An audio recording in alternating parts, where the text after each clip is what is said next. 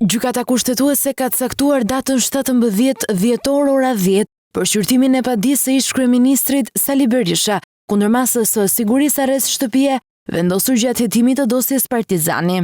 Kryedemokrati kërkon shpalljen antikushtetuese të vendimeve të dy shkallëve të gjykatës posaçme dhe të gjykatës së lartë, të cilat në vjeshtën e vitit 2024 lanë në fuqi masën e arrestit shtëpiak.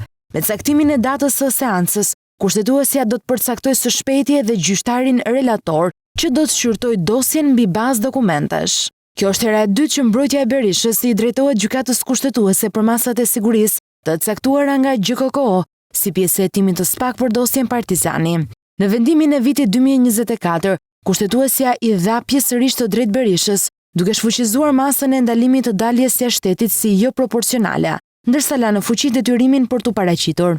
Në tetor 2023, me kërkesë të SPAK, gjykata e posaçme vendosi për Berishën detyrimin për t'u paraqitur dhe bllokimin e pasaportës, ndërsa dhëndri i tij Jamar Maltezi u arrestua. Më pas, për shkak të mosbatimit të detyrimit për t'u paraqitur, SPAK kërkoi masën arrest shtëpie, e cila u miratua nga gjykata.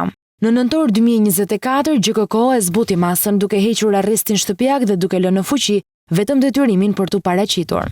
Seanca e 17 dhjetorit pritet të ketë peshë të veçantë juridike dhe politike, pasi mbrojtja e Berishës pretendon se masat e sigurisë ndaj tij janë të palishme dhe përbëjnë tejkalim kompetencash nga strukturat e posaçme. Vendimi i kushtetueses do të përcaktojë nëse masat ndaj liderit të opozitës janë në përputhje me kushtetutën.